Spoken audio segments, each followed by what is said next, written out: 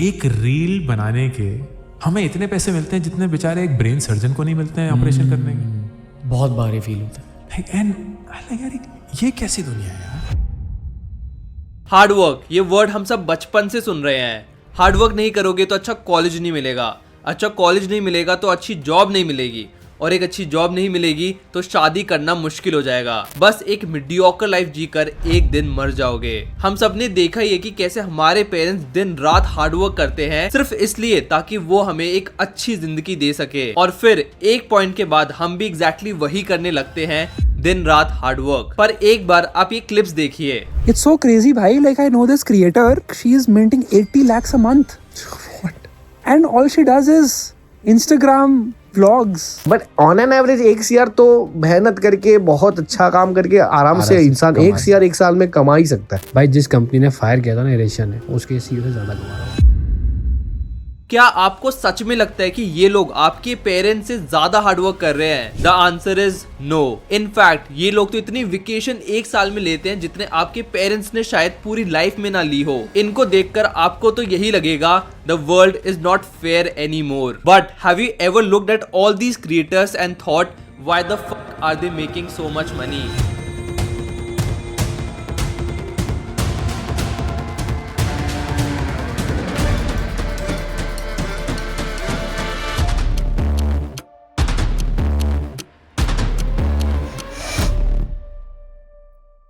Hi guys, my name is Hrithik Milawat और आज की इस वीडियो में मैं क्रिएटर इकोनॉमी का एक ऐसा सीक्रेट रिवील करूंगा जिसकी वजह से सारे क्रिएटर्स इतने ज्यादा पैसे कमा रहे हैं। एक ब्रांड डील के 10-10 लाख रुपए तक चार्ज करने वाले ये क्रिएटर्स ना तो इतने ज्यादा हार्डवर्किंग है और ना ही सुपर स्मार्ट, पर इन्होंने इकोनॉमिक्स का एक ऐसा प्रिंसिपल क्रैक कर लिया है जिसकी वजह से इनके पास पैसों का पेड़ लग चुका है, जिसके थ्रू ये जब चाहे तब 10 से 20 लाख रुपए कमा सकते हैं। एंड अगर आज आपने ये इकोनॉमिक्स का प्रिंसिपल समझ लिया तो आपको समझ आ जाएगा how to actually earn a lot of money in this world. How much have you made most in a month and least? Yeah, so this month the least I made was around 2.5, 3, Sure. and the most I made was 25. मतलब जो एक engineer का dream annual package होता है उतना तो ये लोग एक महीने में कमा रहे हैं। पर हमेशा से ऐसा नहीं था। क्रिएटर इकोनॉमी बहुत पुरानी नहीं है। 2015 में जब मैं एक कॉलेज स्टूडेंट था तब मैं मुश्किल से 2-3 क्रिएटर्स को ही जानता था, पर 2016 में कुछ ऐसा हुआ जिसने इंडिया में $1 बिलियन इंडस्ट्री को जन्म दिया। मुकेश अंबानी लॉन्च जियो। इंटरनेट इतना सस्ता हो गया कि जो YouTube वीडियो पहले अपलोड होने में 5 से 6 घंटे लगाती थी वो कुछ ही मिनट्स में अपलोड होने लग गई। और इस सस्ते इंटरनेट के साथ आए इंडिया के फर्स्ट जनरेशन क्रिएटर्स। भुवन बाम, कैरी मिनाटी, आशीष चंचलानी, हर्ष बेनीवाल जैसे क्रिएटर्स ने रेगुलरली कंटेंट अपलोड करना स्टार्ट कर दिया और फिर ब्रांड्स एंड क्रिएटर्स को अपने प्रोडक्ट्स को प्रमोट करने के लिए पैसे देने लग गई। पर अभी भी YouTube क्रिएटर्स और एक आम आदमी में एक बहुत ही बड़ा डिस्कनेक्ट था। भले ही अजय नगर या फिर कैरी मिनाटी सिर्फ 19 साल की एज में लाखों व्यूज और लाखों रुपए कमा रहे थे, बट कंटेंट क्रिएशन को एक करियर की तरह परस्यू करना अभी भी एक बहुत बड़ा टैबू था इंडिया में। पर 23 मार्च 2020 को सब कुछ बदल जाता है। आज रात 12 बजे से संपूर्ण देश में संपूर्ण लॉकडाउन होने जा रहा है।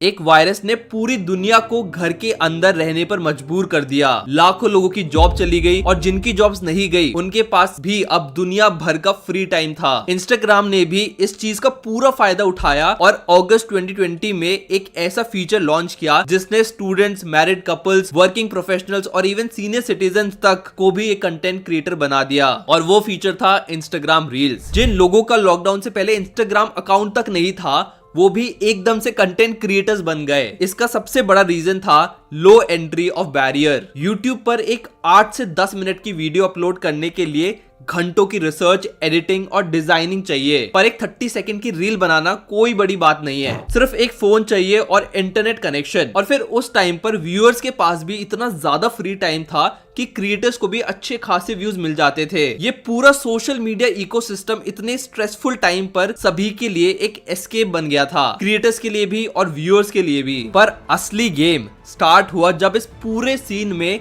एंट्री हुई ब्रांड डील्स की।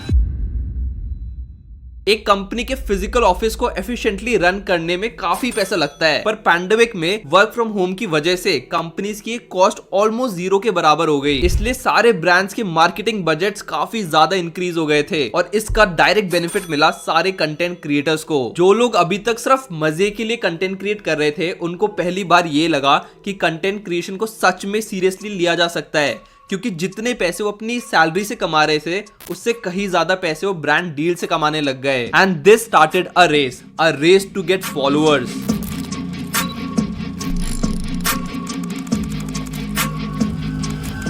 एक ऐसी रेस जिसने ना सिर्फ लोगों की जॉब छुड़वाई, कॉलेज छुड़वाए, बल्कि उन्हें एक full time professional content creator बना दिया। 4 साल कॉलेज जाकर और 4 साल अपनी जॉब में दिन रात हार्डवर्क करने के बाद जितनी सैलरी लोगों को मिल रही थी उससे कहीं ज्यादा पैसे वो ब्रांड डील से अब कमाने लग गए थे, वो भी अपने घर के कंफर्ट से। ना कोई बॉस, ना कोई एचआर और ना ही किसी डेडलाइन का प्रेशर। भाई ब्रांड्स अपने प्रोडक्ट्स को प्रमोट करवाने के लिए एक बॉलीवुड सेलिब्रिटी से ज्यादा एक फेमस कंटेंट क्रिएटर्स को प्रेफर करने लग गए थे। मामा अर्थ और कुकू एफएम जैसे ब्रांड्स तो भाई प्योरली इन्फ्लुएंसर मार्केटिंग की वजह से ही इतने फेमस हुए हैं। इनफैक्ट आज की डेट में स्विगी और जोमैटो जैसी बिलियन डॉलर कंपनीज भी अपनी एड में वरुण धवन या फिर टाइगर श्रॉफ को नहीं ले रही, बल्कि पुनीत सुपरस्टार और समय रैना जैसे कंटेंट क्रिएटर्स को ले रही है। जब क्रिएटर्स की डिमांड इतनी ज्यादा थी तो भाई उनकी वैल्यू तो बढ़नी थी। रिसेंटली काव्य कर्नाटिक, जिसके इंस्टाग्राम पर 1.8 मिलियन फॉलोअर्स हैं, उन्होंने लिंक्डइन पर रिवील किया कि वो एक 30 सेकंड ब्रांडेड रील के कितने पैसे चार्ज करती है। भाई बिलीव करना मुश्किल है, पर वो एक 30 सेकंड रील के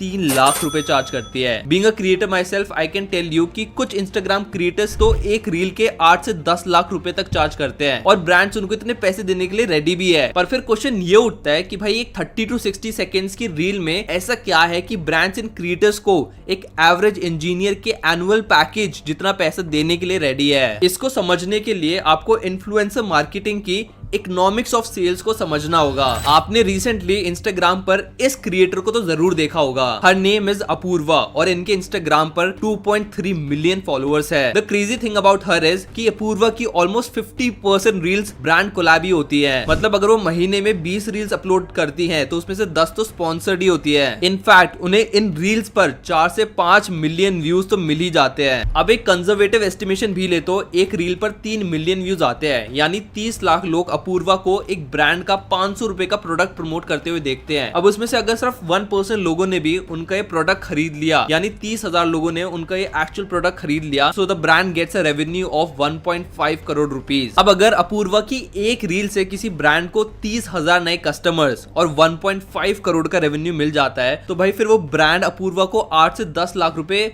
पे क्यों ही नहीं करेगी। और अभी ये मैथ्स तो पूरी भी नहीं हुई। जब आप अपने फेवरेट क्रिएटर को कोई प्रोडक्ट को प्रमोट करते हुए देखते हो तो कहीं ना कहीं सबकॉन्शियसली आपके माइंड में रह जाता है। अगर आपने वो रील देखने के बाद भी उस प्रोडक्ट को नहीं खरीदा तो शायद 1-2 महीने बाद जब आपको मॉल में वो प्रोडक्ट फिर से दिखाई देगा तब शायद आपका खरीदने का मन कर जाएगा। एंड इसी को कहते हैं recall value of the brand. ये इकोनॉमिक्स के फंडामेंटल्स बाकी क्रिएटर्स पर भी अप्लाई होते हैं, बट नंबर थोड़े बहुत चेंज हो सकते हैं। बट द ट्रुथ इज कि ब्रांड्स को इन्फ्लुएंसर मार्केटिंग से बहुत ही अच्छा रिटर्न ऑन इन्वेस्टमेंट मिलता है। इतना ज्यादा मिलता है कि वो अपूर्वा और काव्य जैसे क्रिएटर्स को एक रील के 3, 4, 5 या फिर 8 से 10 लाख रुपए भी देने के लिए रेडी हो जाते हैं। बट द थिंग इज कि यार एक तरफ ब्रेन सर्जन इतने लोगों की जान बचाता है, एक साइंटिस्ट लिटरली हमारे फ्यूचर के लिए इतने सारे इन्वेंशंस पर काम करता है, एक इंजीनियरिंग स्टूडेंट दिन रात कोडिंग करके 7 से 8 लाख रुपए का पैकेज लेता है। वहीं दूसरी तरफ इन कंटेंट क्रिएटर्स को लिटरली एक 30 सेकंड रील बनाने के 10 लाख रुपए मिलते हैं। इनफैक्ट ज्यादातर जॉब्स में हर साल 12 से 15% का सैलरी इंक्रीमेंट मिलता है, मतलब एक लीनियर ग्रोथ होती है। बट क्रिएटर इकोनॉमी में आपकी इनकम बहुत ही नॉन लीनियर तरीके से ग्रो करती है। 20,000 पर मंथ से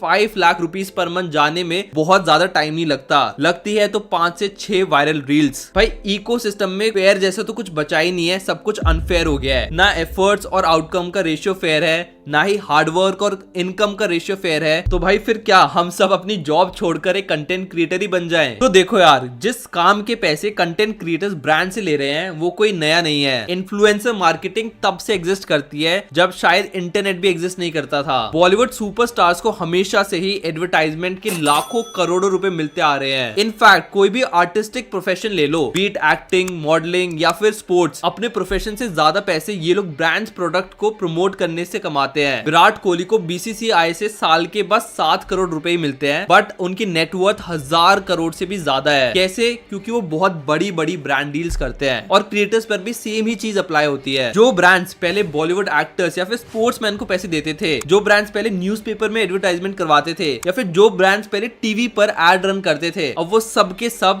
कंटेंट क्रिएटर्स के पास जा रहे हैं। पहले एक ब्रांड एक बड़े एक्टर को अपनी प्रमोशन करवाने के 1 करोड़ रुपए देती थी, अब वही सेम ब्रांड 10 कंटेंट क्रिएटर्स को 10-10 लाख रुपए दे रही है। इसलिए क्रिएटर इकोनॉमी भले ही नहीं हो, पर ये जिस प्रिंसिपल पर काम करती है वो काफी पुराना है, and that is the war of attention.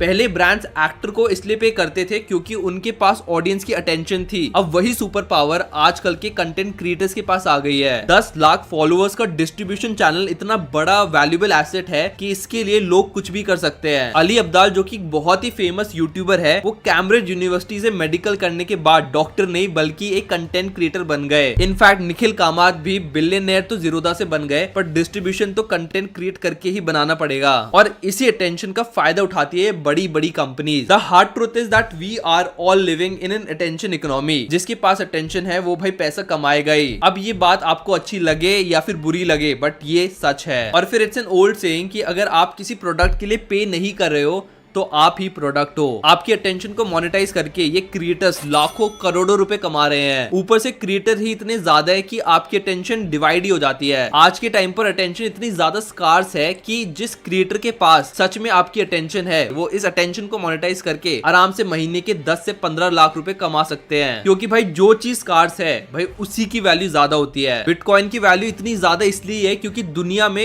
Unlimited bitcoins नहीं है, बल्कि एक फाइनाइट क्वांटिटी में ही है। गोल्ड इतना ज्यादा एक्सपेंसिव क्यों है? Because it is a scarce resource. और आज के टाइम पर सबसे स्कार्स कोई चीज है तो वो है आपकी अटेंशन। इसलिए जिसके पास अटेंशन और डिस्ट्रीब्यूशन है वो इस इकोनॉमी में पैसा कमाएगा ही। और इसमें कुछ फेयर या फिर अनफेयर नहीं है, ये रूल तो हमेशा से ही था, बस मीडियम चेंज हो गया है। इट्स जस्ट कि अब बहुत सारे लोग इसके थ्रू हर महीने लाखों रुपए कमा पा रहे हैं, इसलिए हमें ये सारी चीजें दिख रही हैं। बट विद दैट सेड, ज्यादातर इंडस्ट्री की तरह इसमें भी 80-20 का रूल अप्लाई करता है। मतलब 20% of the people are making 80% of the money. In fact Economic Times की एक रिपोर्ट के हिसाब से हमारे देश में 8 करोड़ से भी ज्यादा क्रिएटर्स हैं, बट उसमें से सिर्फ 1.5 लाख लोग ही पैसे कमा पा रहे हैं, वो भी on an average 16,000 rupees per month. तो भाई मेरा सजेशन आप सभी लोगों के लिए तो यही रहेगा कि अगर इस पाथ पर बाकी जॉब से ज्यादा पैसा है तो ये पाथ काफी ज्यादा रिस्की भी है। आप इसको as a side business start कर सकते हो, एंड अगर आप इससे अच्छे खासे पैसे कमा लो तब आप इसको फुल टाइम करना शुरू कर सकते हो। बाकी अगर आपको ऐसी इन्फॉर्मेशन फुल टाइम चाहिए तो मेरे चैनल को सब्सक्राइब जरूर कर देना। अगर आपको ये वीडियो इन्फॉर्मेटिव लगी, क्योंकि बहुत ज्यादा मेहनत लगी इस वीडियो को बनाने में,